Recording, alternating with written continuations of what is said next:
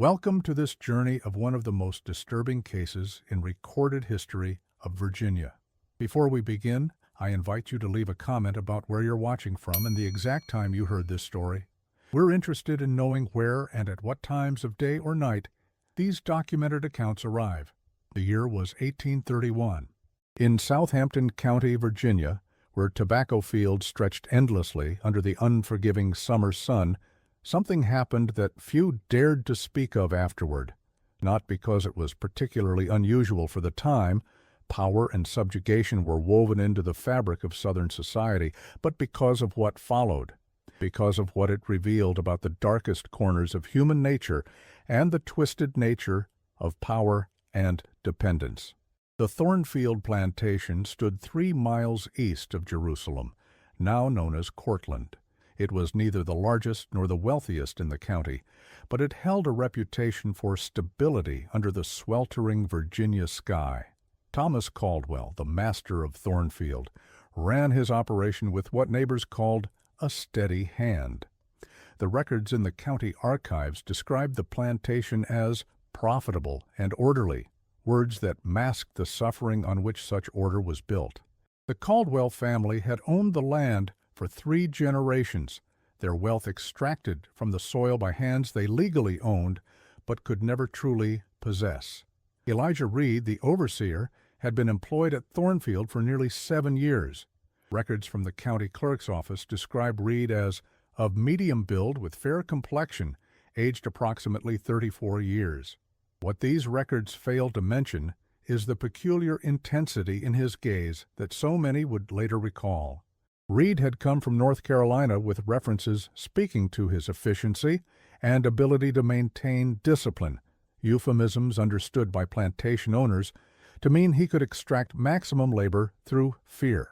His previous employer noted that Reed was educated above his station, having studied briefly at a small college before financial ruin forced him into his current profession.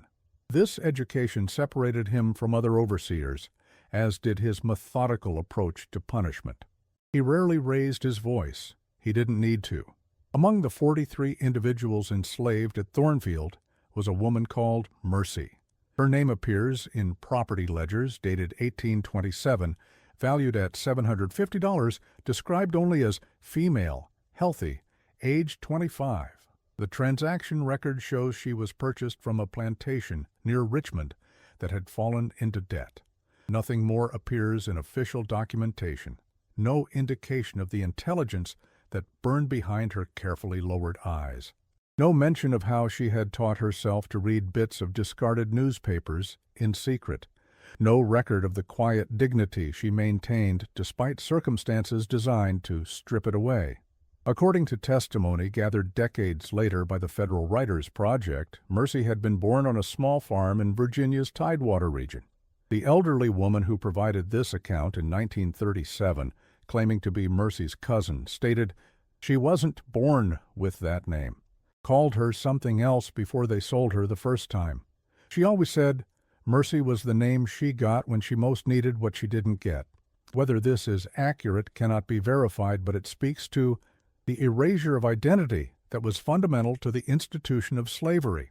The summer of 1831 was exceptionally hot in Virginia.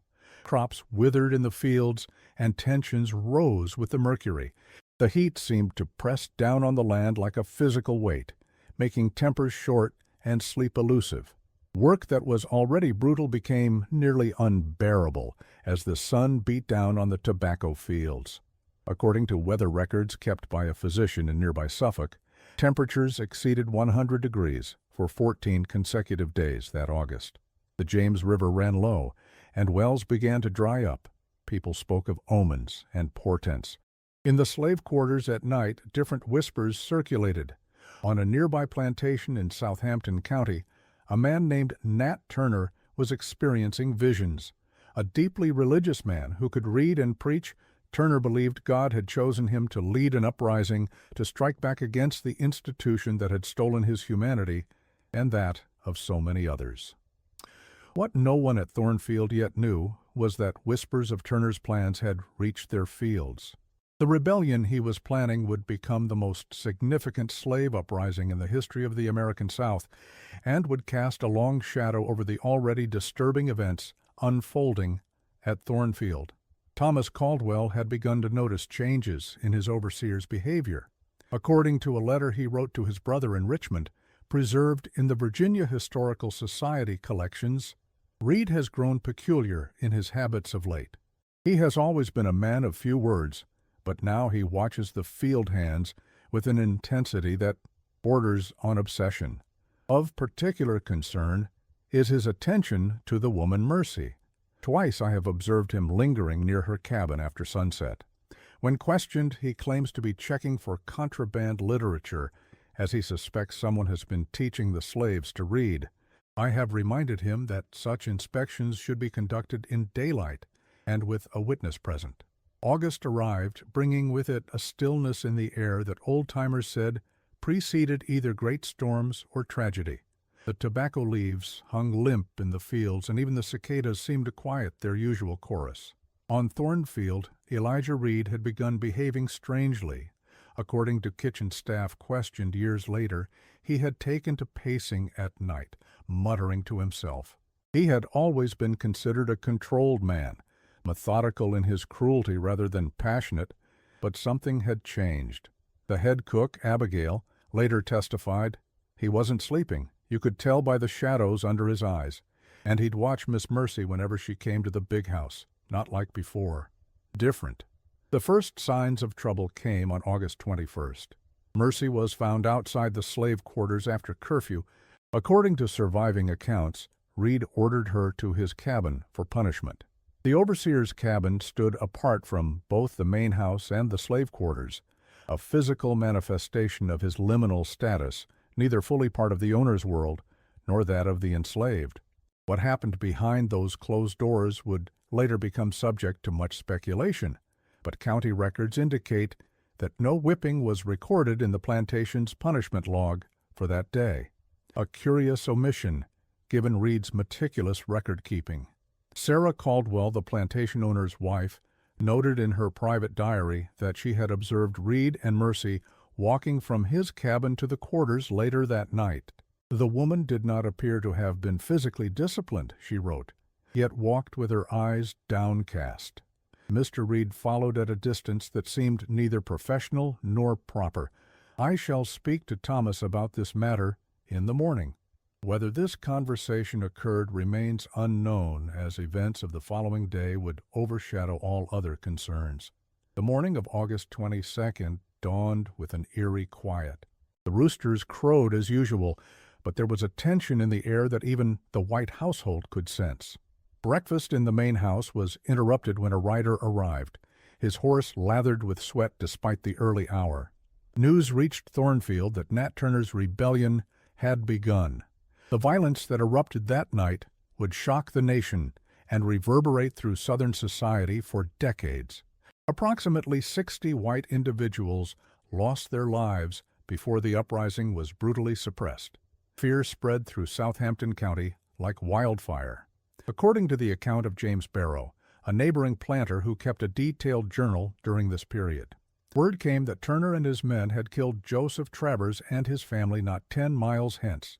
They are moving with purpose and growing in number. All are advised to arm themselves and gather their households. There is talk that Turner aims to reach Jerusalem by nightfall. Jerusalem, the county seat, lay perilously close to Thornfield Plantation. As armed patrols formed throughout the region, Thomas Caldwell gathered the White household at Thornfield.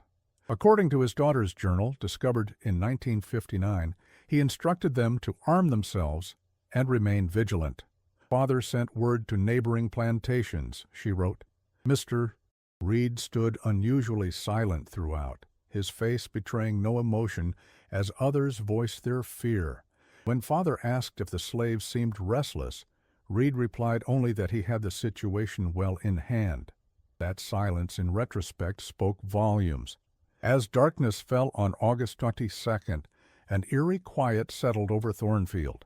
The enslaved individuals were locked in their quarters under heavy guard. But according to testimony given later by house servant Samuel, collected in the Southern Historical Society papers of 1868, something unprecedented occurred. Miss Mercy wasn't in quarters that night, he stated. She was in Mr. Reed's cabin, not as prisoner neither. They was talking close, heads together like conspirators. I heard her say, "They'll be coming from the South Road." He was nodding like he already knew. This testimony, given decades after the events, has been questioned by some historians who suggest it may have been influenced by later knowledge of Reed and Mercy's relationship. However, plantation records do confirm that Reed positioned armed guards heavily along the South Road that night, the direction from which Turner's forces would have approached had they reached Thornfield. What happened at Thornfield during the next 3 days remains partially obscured by time and deliberate omission. What is known with certainty, based on militia records, is that on August 23rd, a group of enslaved men from Thornfield attempted to join Turner's rebellion. The attempt was quickly suppressed. 3 men died during capture, their bodies later displayed at a crossroads as a warning. 7 more were taken into custody. They would be tried and hanged in the days that followed, part of the wave of brutal retribution that swept through Southampton County in the rebellion's aftermath. The court proceedings against the Thornfield men were swift and perfunctory. Justice in such cases was rarely concerned with evidence or due process. However, a curious document preserved in the county courthouse reveals an unexpected twist. A transcript of testimony from August 26th shows Elijah Reed appearing before the magistrate to speak on behalf of 3 of the accused men. According to the transcript, Mr. Reed did testify that the men Jonas, William, and Henry could not have participated in planning rebellion, as they were engaged in repair of the North Tobacco Barn under his direct supervision during the times when such conspiracy was formed. Here, the historical record becomes especially troubling. According to court documents dated September 1831, Elijah Reed further testified that he had received advance warning of the planned uprising. More specifically, he claimed that Mercy had informed him of the plot, including names of those involved and their intended movements. This testimony saved the lives of the 3 men he specifically defended. It also raised questions that no one in power seemed eager to answer. How had Mercy come by this information? Why had she chosen to share it with Reed? And what had passed between them that led to this extraordinary breach of solidarity among the enslaved community? Thomas Caldwell's private correspondence from this period, discovered in a family Bible in 1947, expresses deep suspicion. In a letter to his brother-in-law, he writes, "Reed's behavior throughout this affair has been most peculiar. He seems to have had knowledge that he did not share until after the fact. I begin to question whether his loyalties lie with this plantation or elsewhere." More disturbing still is his unusual interest in the woman Mercy, whom he claims provided him information. I have observed him speaking with her in ways that violate all propriety. Sarah suggests we dismiss him, but in these uncertain times, experienced overseers are not easily replaced. The aftermath of Turner's rebellion transformed Southampton County. Fear hardened into new, more restrictive laws governing enslaved people's movements and activities. Armed patrols increased. Any hint of resistance was met with swift and terrible punishment. In this atmosphere of heightened tension and suspicion, what happened next at Thornfield was all the more extraordinary. The narrative shifts dramatically in October 1831. A deed of manumission was filed with the Southampton County Clerk. Elijah Reed had purchased Mercy from Thomas Caldwell for the sum of $800. He then immediately filed papers for her freedom. Such actions were not unheard of in Virginia at the time, though they were uncommon and often viewed with suspicion by neighboring planters. The transaction required Caldwell's cooperation, suggesting that despite his misgivings, the plantation owner was willing to be rid of both Mercy and, by extension, the increasingly problematic Reed. A receipt dated October 17, 1831, found among Caldwell's business papers, contains a curious notation: "Payment received from E. Reed for the woman Mercy, as per our agreement. May they find their reward together.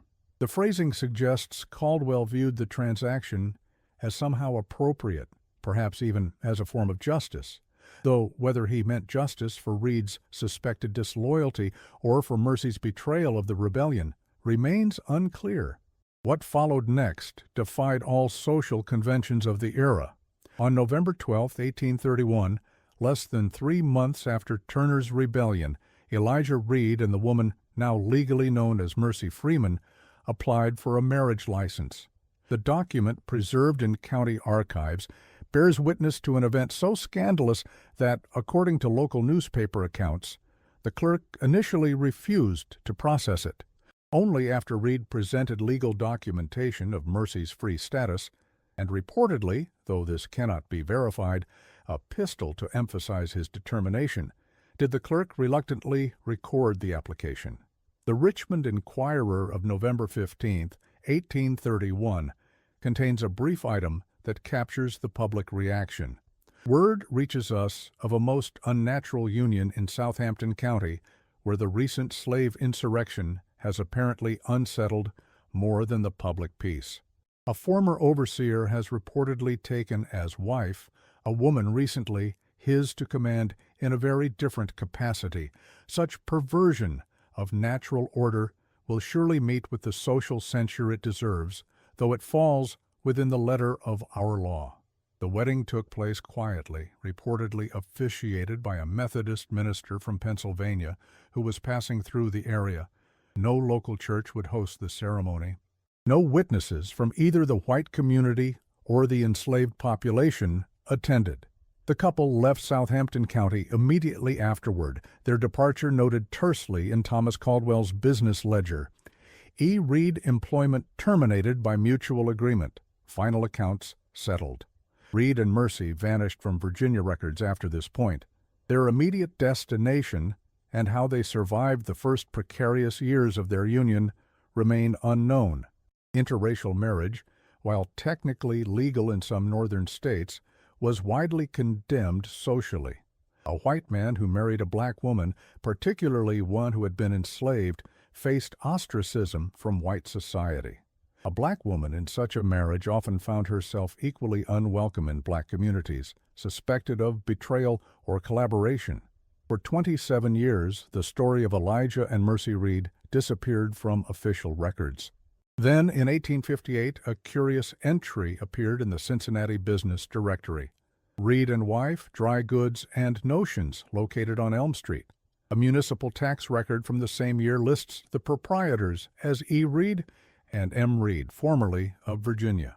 Cincinnati had by this time become home to a significant population of free black individuals and white abolitionists.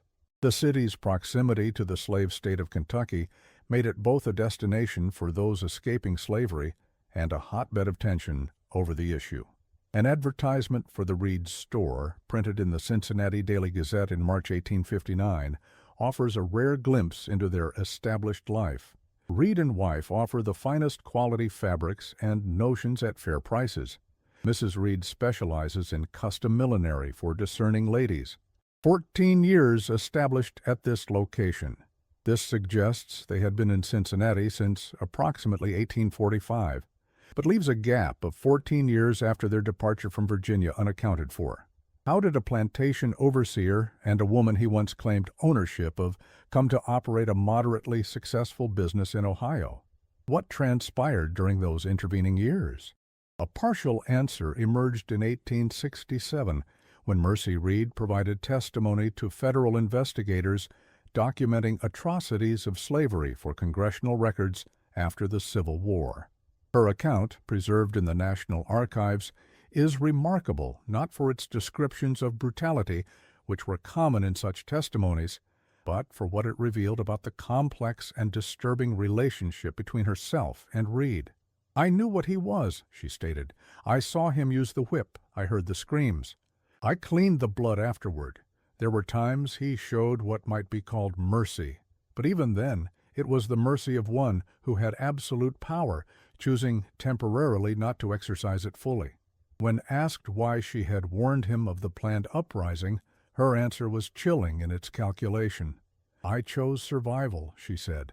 "I chose what power was available to me. When I learned of the plans through conversations not meant for my ears, I saw three paths before me: to join and likely die, to remain silent and surely be suspected afterward, or to use the knowledge as leverage with the one white man who had shown particular interest in me." Most disturbing was her description of the bargain struck in Reed's cabin on the night of August 21st. According to Mercy's testimony, she had been aware of the planned rebellion for weeks. She approached Reed with information and a proposal.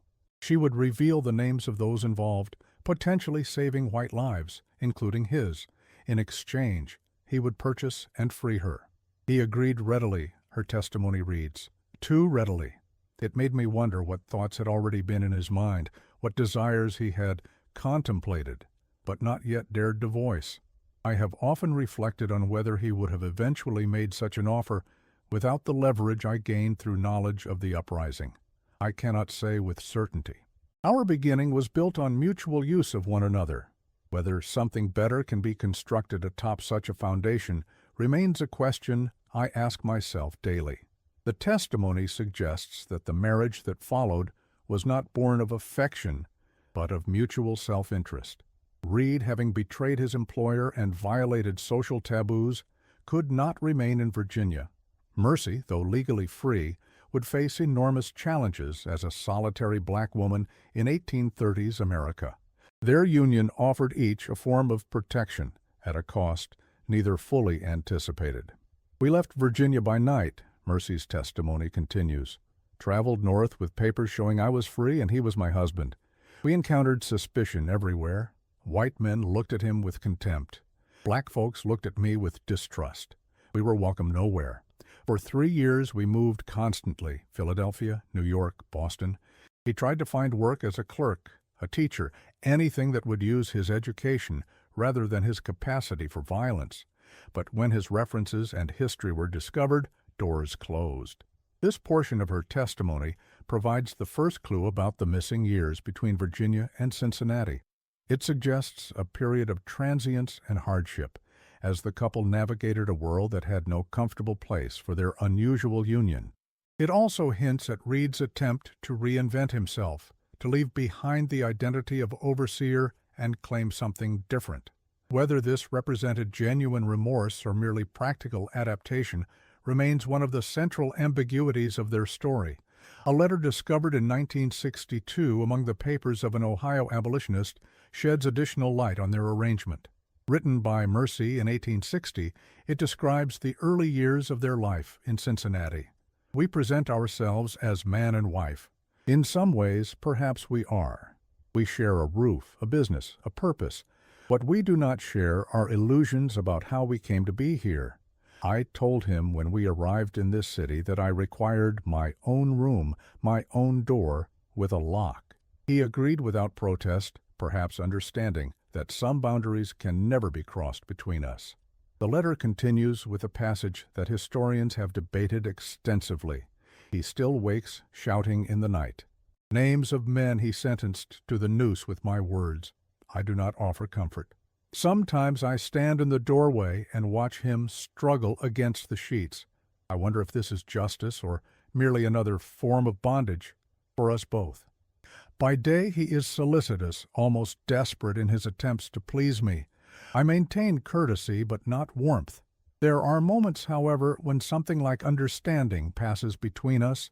We are uniquely qualified to recognize the compromise in each other's souls." This complex description challenges simplified narratives about victim and victimizer. It suggests a relationship built on a foundation of mutual complicity, yet evolving over time into something more nuanced. Whether that evolution ever reached anything resembling genuine affection remains one of the most disturbing questions in their story. The couple's business in Cincinnati appears to have been modestly successful. Tax records show steady income and even some property acquisition. A deed filed in 1852 shows the purchase of the building that housed their store, with both names listed as owners. This legal and financial equality was unusual for the time, even in northern states where married women typically had limited property rights. It suggests a deliberate choice to establish Mercy's independent status, perhaps as insurance against future vulnerability. Their daily lives in Cincinnati can be partially reconstructed through various documentary sources. A ledger from their store, preserved in the Ohio Historical Society collections, shows Mercy handled most customer transactions and purchasing decisions. Reed apparently managed accounts and correspondence. Their clientele included both white and black customers, though newspaper accounts suggest they faced periodic boycotts and harassment when their unusual history became known in the community. Despite these challenges, they gradually established connections in Cincinnati. Reed joined a literary society in 1850, according to that organization's records. Mercy's name appears on a list of donors to an aid society for escaped slaves in 1853. Neither appears to have attended church regularly, based on membership records from local congregations, perhaps finding organized religion unwelcoming or uncomfortable given their circumstances. Elijah Reed died in 1862, according to Ohio death records. The cause is listed as apoplexy, what today would likely be called a stroke. He was approximately 65 years old.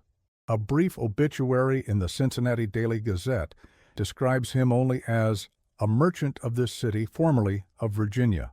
No mention is made of his previous occupation or the unusual nature of his marriage. Whether this omission was out of respect for the widow or simply adherence to publication standards of the time is unknown. Mercy continued operating the business for another 11 years. City records indicate she employed several women recently escaped from slavery, providing them with wages and housing. An account book from 1865-1870 shows she extended credit to black families establishing themselves in Cincinnati after the Civil War, many of whom had arrived with few resources. These actions suggest a commitment to helping others navigate the difficult transition from enslaved to free, a journey she had made under very different circumstances. In 1868, Mercy expanded her business to include a small lending library at the rear of the store. Library records show a collection focusing on educational texts, particularly those teaching practical skills. A catalog from 1870 lists books on business arithmetic, correspondence, basic law, and property management, subjects that would help formerly enslaved people navigate freedom in a society structured to disadvantage them. This focus on practical education rather than political texts may have been strategic, allowing the library to avoid attracting negative attention during a period of increasing backlash against Reconstruction efforts. A diary attributed to Mercy was discovered during a renovation of the building that once housed her Cincinnati store. Found sealed in a wall cavity in 1919, the document consists of entries spanning from 1835 to 1870. Many pages were damaged by moisture, but those that remain legible offer glimpses into her private thoughts during the decades of her life with Reed. An early entry, apparently written while still traveling northward in 1832, reads, "E speaks of our future as if we have one together. He makes plans, asks my opinion, defers to my preferences in a way that would be comical if it were not so desperate. He wants absolution I cannot give. Yet I find myself responding to being asked rather than told. Is this weakness in me, or merely the human need to find solid footing in a world turned upside down?" A later entry from 1840 suggests the complicated evolution of their relationship. 7 years since Virginia, E has not touched me except to hand me something or help me from a carriage. He watches me constantly when he thinks I don't notice. Not with the overseer's evaluating gaze, but with something like wonder. Sometimes I find myself wondering in return. What does he see when he looks at me? The woman who saved his life? The woman whose people he tortured? Or simply a woman? I do not ask. Some questions create their own dangers. One entry, dated August 22, 1842, exactly 11 years after Turner's Rebellion, reads, Today I asked him if he ever loved me. After all this time, I wanted to know.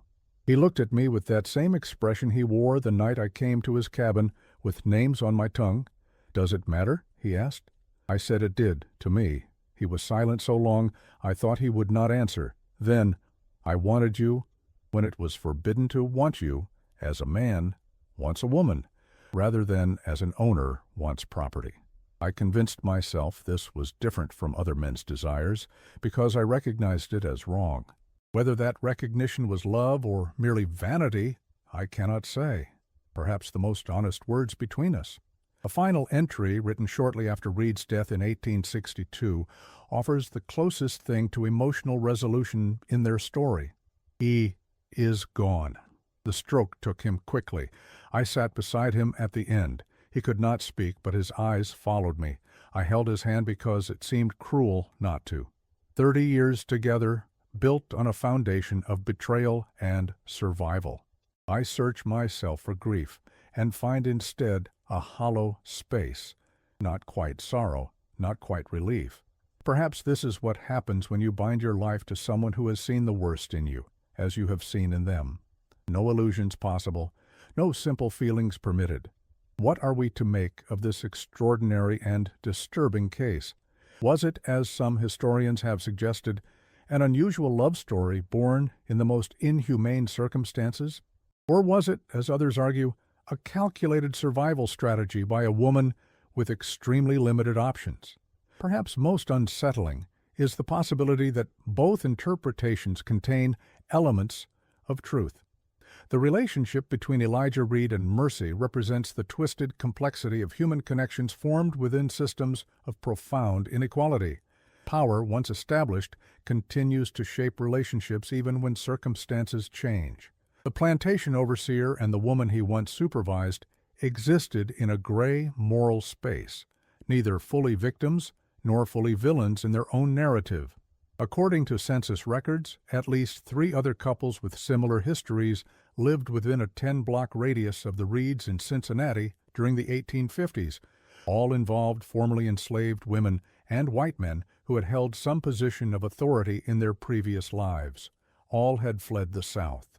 All lived in a community where they were viewed with suspicion from multiple directions. This suggests that while the Reed situation was unusual, it was not unique, raising questions about how many similar partnerships formed in the shadows of American slavery, their stories largely lost to history. A reporter for the Cincinnati Daily Gazette interviewed Mercy Reed in 1870, 5 years before her death. The resulting article, though brief, includes a quote that perhaps comes closest to explaining the inexplicable. "People ask if I hate him for what he was," she reportedly said. "They never ask if he hates himself." The answer to both questions is the same. Yes, sometimes. No, not always. Hatred would be simpler than what exists between us. We carry our past like a shared burden, too heavy for one alone. Mercy Reed died in 1875, according to county records. The cause listed is consumption, likely tuberculosis. She was approximately 69 years old. Her obituary in the Cincinnati Daily Commercial was considerably more detailed than Reed's had been. Passed from this life on March 17th, Mrs. Mercy Freeman Reed, proprietress of Reed's Dry Goods and Lending Library, Mrs. Reed, a woman of color who obtained her freedom before the late war, was known for her shrewd business acumen and assistance to those newly arrived to our city from southern states. She leaves no family, but many who considered her a benefactress. The building that once housed Reed and Wife Dry Goods still stands in Cincinnati, now a restaurant. The current owners report that occasionally items on shelves shift position overnight. Doors close without explanation. The floors creak with footsteps when no one is walking. Perhaps these are merely the normal sounds of a structure settling after nearly 2 centuries, or perhaps something of Elijah and Mercy Reed remains still bound together, still unable to fully reconcile the horror of their beginning with the complex reality of their shared life. The most tangible legacy of their union was financial rather than personal.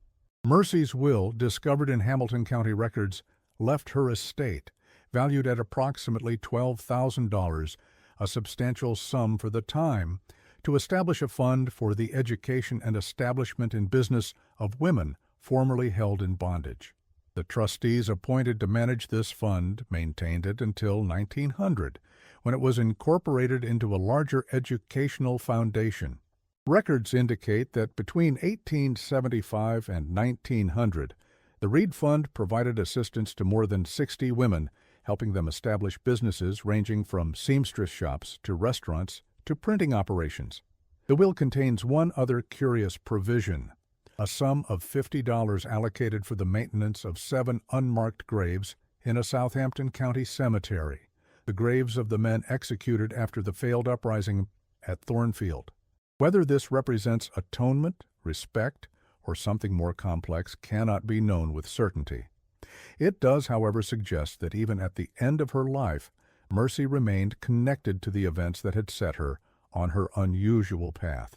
In 1963, a historian researching Turner's Rebellion discovered a previously unknown deposition from Thomas Caldwell, dated October 1831. In it, the plantation owner expresses his sense of betrayal by Reed's actions, but adds an observation that complicates our understanding further. "I cannot comprehend why Reed would throw away his position and reputation for this woman," Caldwell wrote. "Yet I also cannot deny that in the 7 years of his employment I observed his attention to her was particular. Even before the troubles began, he assigned her lighter duties, spoke to her differently. I attributed this to recognition of her intelligence and capacity for management. Perhaps I was blind to what now seems obvious. What does this suggest about the true timeline of their relationship? Was Reed's decision to free and marry Mercy truly a sudden response to her betrayal of the planned uprising? Or was it the culmination of a longer, equally troubling connection, one in which genuine feeling existed alongside the absolute power imbalance inherent in their positions? The overseer who could order punishment at will, and the enslaved woman with no legal right to refuse any demand. Could any authentic relationship form within such parameters? These questions strike at the heart of why their story continues to disturb. A collection of letters between Reed and a former college classmate, discovered in a Baltimore archive in 1978, offers fragmentary insights into his perspective. In a letter dated 1836, 5 years after leaving Virginia, Reed writes, "You ask if I am satisfied with the path I have chosen. What choice did I have once I had seen clearly what I was becoming in that place? The system corrupts both master and slave, though in different ways. I was becoming a monster through small daily compromises with conscience. She offered me a way out that was also a form of penance, not freedom from guilt, but a chance to live with it more honestly." In another letter, dated 1841, he addresses his correspondent's apparent questions about the nature of his relationship with Mercy. "You ask too directly what I cannot answer even to myself with certainty. We share a house, a business, a past neither can escape. I do not claim rights I once presumed. She does not offer forgiveness I have not earned. We have found a way to exist in the space between what was and what might have been. Whether you call this marriage, I cannot say. It is the life available to us, and we live it with as much dignity as our compromised beginnings allow." These glimpses into Reed's thoughts suggest a man struggling with his own culpability, neither fully repentant nor entirely unaware of the moral weight of his former position. They also hint at the ambiguous nature of the relationship that formed after Virginia, one defined as much by what it was not as by what it was. Not master and slave, not conventional husband and wife, but something forged in the crucible of an institution that distorted all human connections it touched. We will likely never know the full truth. The principal participants carried their most private thoughts to their graves. What remains are documents, testimony, fragments of letters, pieces of a puzzle that forms a picture too uncomfortable to view directly. Perhaps the most profound horror in this story lies not in what we know, but in what remains unknowable, in the silent spaces between documented facts, in questions about consent and choice that cannot be answered across the divide of time, in wondering how many similar stories never made it into any record at all. The last known document relating to this case is a letter Mercy Reed wrote to a former employee who had opened her own millinery shop in Cleveland. Dated January 1875, just months before her death, it contains a passage that continues to haunt researchers. You ask if I have regrets. I have lived a life that began in one kind of bondage and transformed into another. I have made choices that others might condemn without having walked my path. I have survived. That, perhaps, is enough. We cannot always choose the vessels of our deliverance. Sometimes salvation comes with its own price. In a small cemetery on the outskirts of Cincinnati, a modest headstone marks Mercy Reed's final resting place.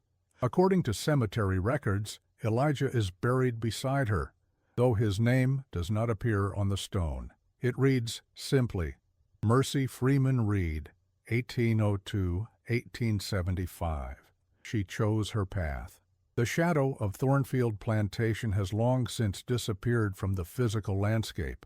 The buildings were destroyed during the Civil War. The land eventually subdivided and sold. Nothing remains to mark what happened there except entries in county ledgers and the echoes that continue to reverberate through historical understanding of power, survival, and the complex negotiations between them, and perhaps in the end, that absence of physical evidence is appropriate. The true legacy of Elijah and Mercy Reed exists not in places or objects, but in the uncomfortable questions their story forces us to confront about human nature, about the choices available to those with little power, about the capacity to both inflict and witness harm, and still seek something that resembles a life afterward. Their story reminds us that history is not composed solely of heroes and villains, but of human beings making choices within the constraints of their time and circumstances. Sometimes those choices defy easy categorization. Sometimes they force us to look more closely at the systems that shaped them. And sometimes, most disturbingly of all, they hold up a mirror to the compromises we might make in their position. A photograph of Mercy Reed, taken in 1870, survives in the Cincinnati Historical Society collection. It shows an elderly woman with a direct gaze, sitting straight-backed in a plain dark dress with a white collar. Her expression is neither warm nor cold, but watchful, the look of someone who has learned to observe carefully before revealing herself. In one hand, partially visible at the edge of the frame, she holds a key. Whether this was a deliberate symbol or merely an accident of composition, it seems fitting for a woman whose life was defined by questions of confinement and freedom, power and its absence. In 2002, descendants of enslaved people from Southampton County gathered for a commemoration of Nat Turner's rebellion. Among the names read aloud of those who lost their lives in the aftermath were the 7 men from Thornfield Plantation. After the ceremony, according to a local newspaper account, an elderly woman approached the organizer and asked if anyone had ever mentioned Mercy. When asked who Mercy was, the woman replied, "The one who chose a different kind of rebellion, the one history doesn't know what to do with." The house in Cincinnati where Elijah and Mercy lived for over 20 years was eventually purchased by a professor of American history. During renovations in 1952, workers discovered a small space beneath the floorboards of what had been the main bedroom. Inside was a leather pouch containing a plantation overseer's whip, cracked with age but unmistakable, and beside it a set of manumission papers.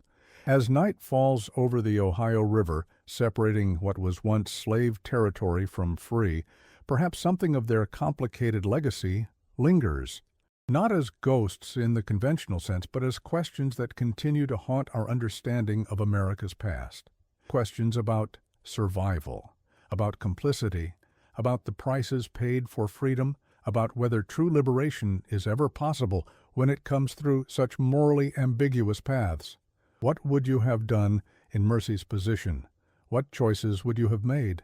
The true horror of history is not that it was populated by monsters, but by people not so different from ourselves, navigating impossible situations with the limited tools at their disposal.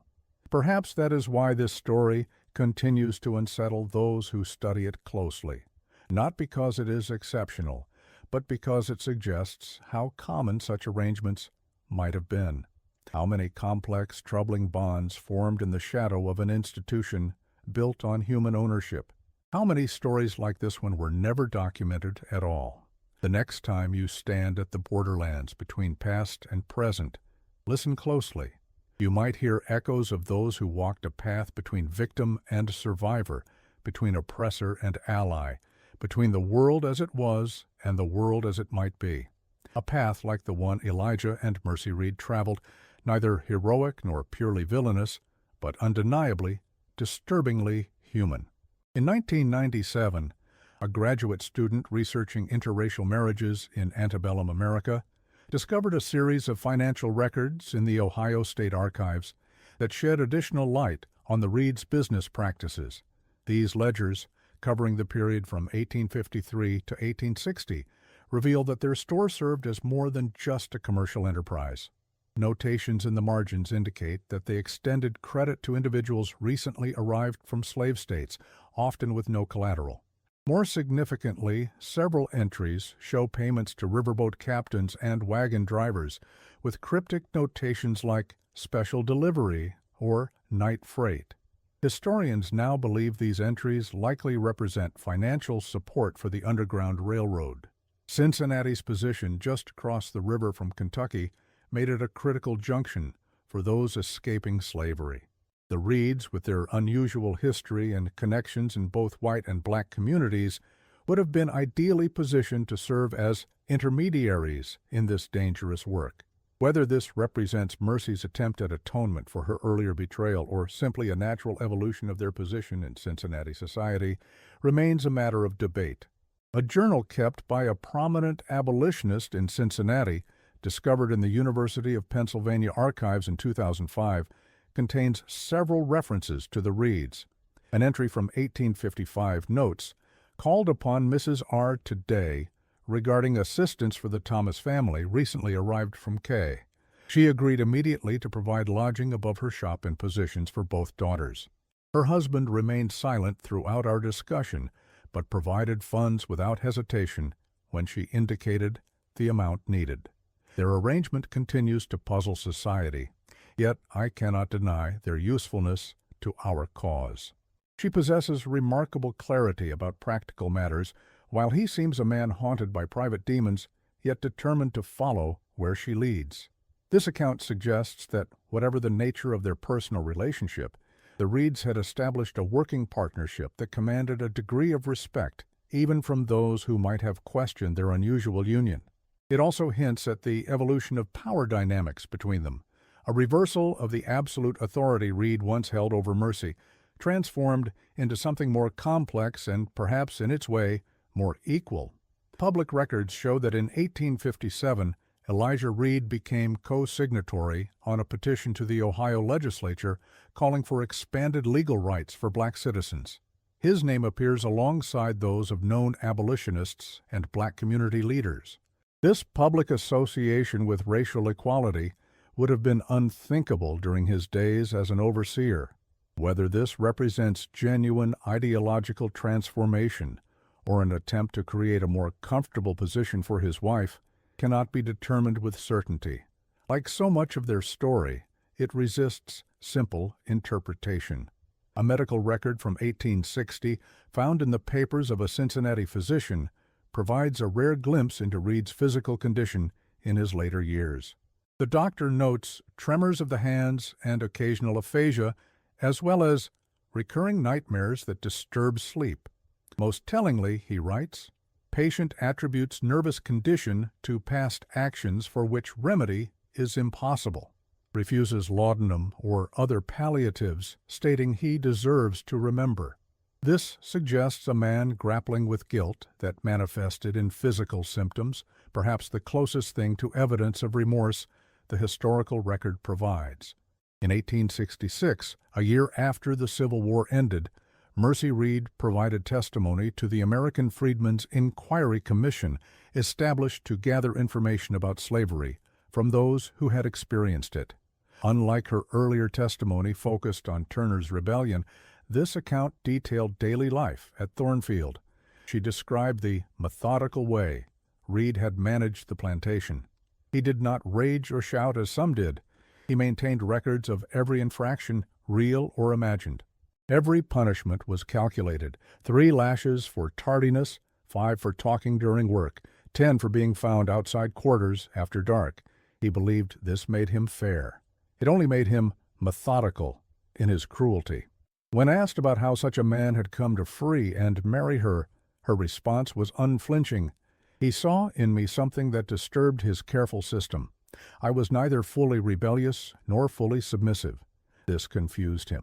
When I approached him with information about the uprising, it gave him an opportunity to resolve this confusion by removing me from the category of property. Whether he understood this himself at the time, I cannot say. I understood it perfectly. This assessment suggests a woman with remarkable psychological insight, someone who recognized the power of falling outside neat categorization and used this to her advantage.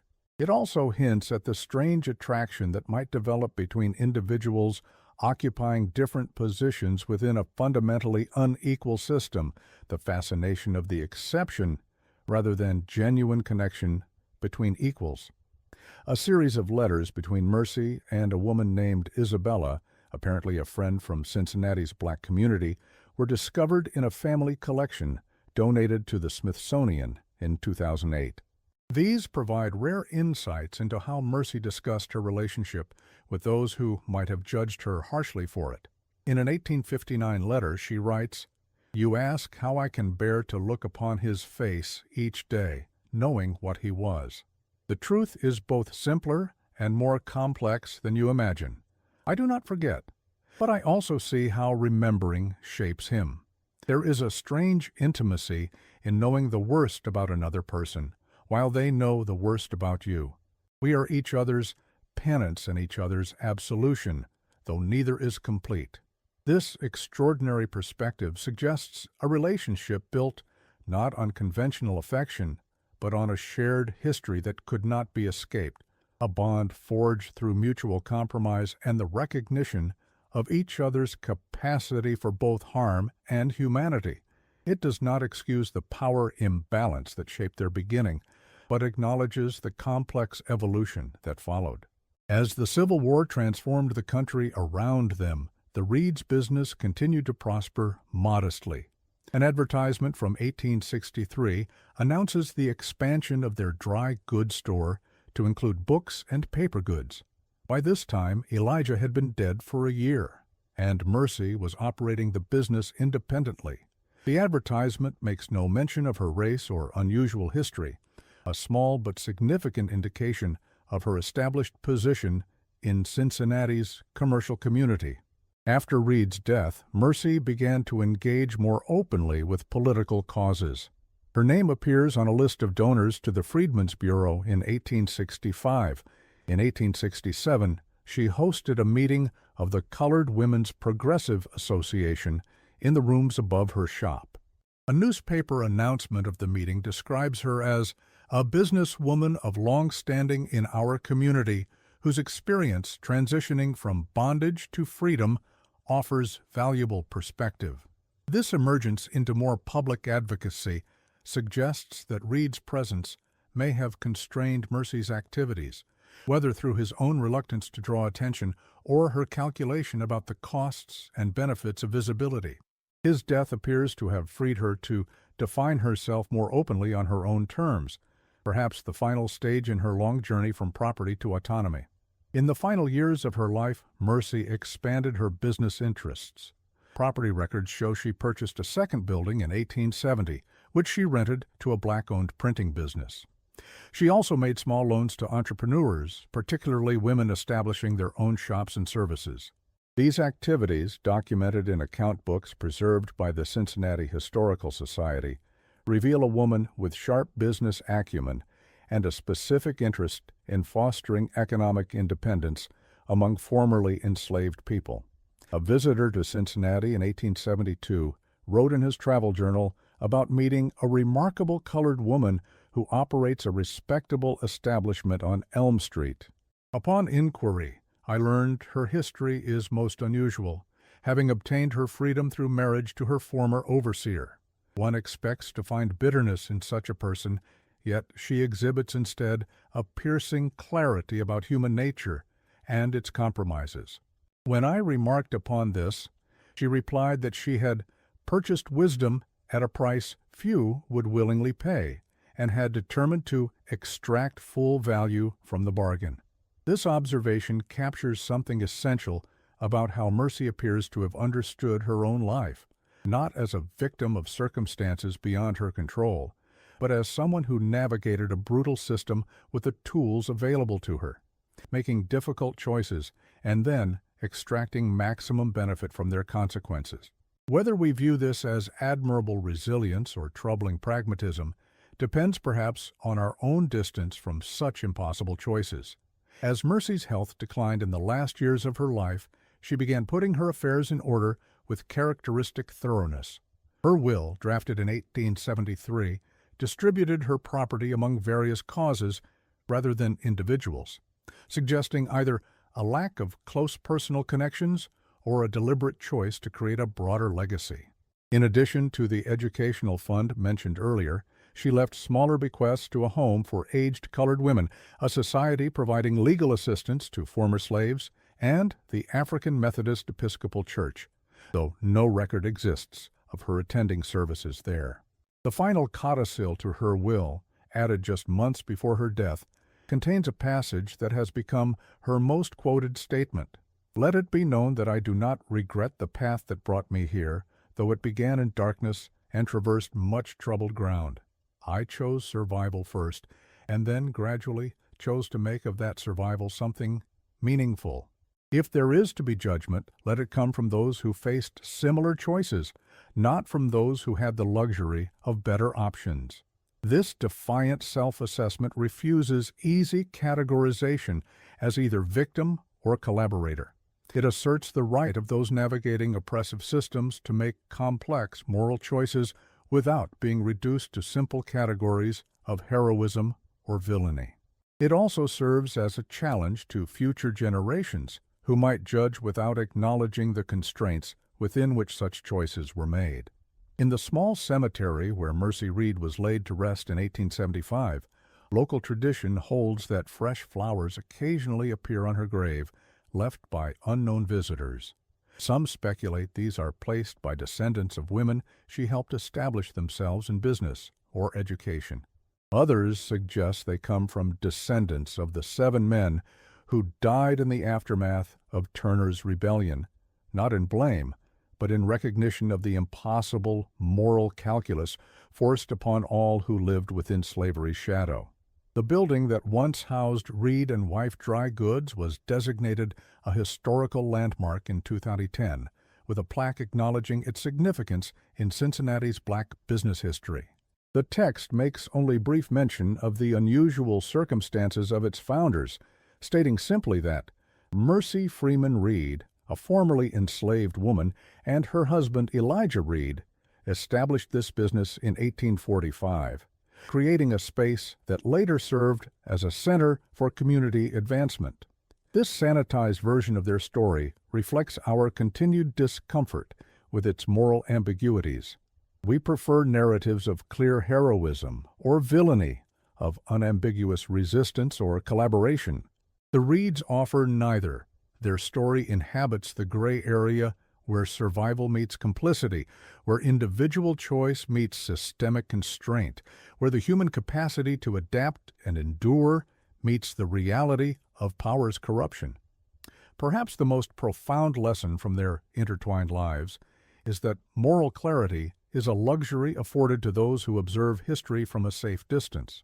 Those living through its darkest chapters often navigate by different stars, seeking not moral purity but survival, not perfect justice, but what small measures of autonomy can be wrested from oppressive circumstances. In this recognition lies the true horror of their story. Not supernatural terror or graphic violence, but the quiet acknowledgement that systems of oppression corrupt all human relationships caught within them, forcing choices no person should have to make, and creating bonds no one can fully understand from outside their context. The whip and manumission papers discovered beneath the floorboards of their Cincinnati home remain in a private collection, occasionally loaned to museums for exhibitions on American slavery. Displayed together, they represent the fundamental contradiction at the heart of Elijah and Mercy Reed's story, the simultaneous existence of brutality and liberation, constraint and choice, the past that cannot be escaped, and the future created despite it. As for whether they ever found something resembling love in their strange union, the historical record offers no definitive answer. Perhaps that ambiguity is appropriate. Their story was never about romance, but about the complex negotiations of power, identity, and survival within a system designed to deny the full humanity of those it enslaved. In the end, what remains most disturbing about their story is not what it reveals about them as individuals, but what it suggests about the countless others who made similar calculations, forged similar compromises, and left no trace in the historical record. For every Mercy and Elijah Reed whose unusual path led to documentation, how many others negotiated the treacherous moral terrain of slavery in ways history will never record? The true psychological horror lies not in the exceptional, but in the commonplace, in the everyday moral compromises forced upon ordinary people by extraordinary systems of oppression. In the knowledge that human adaptability, our greatest strength for survival, can also lead us to accommodate ourselves to unbearable circumstances rather than fighting them. In the recognition that, placed in similar positions, we too might make choices that future generations would struggle to understand.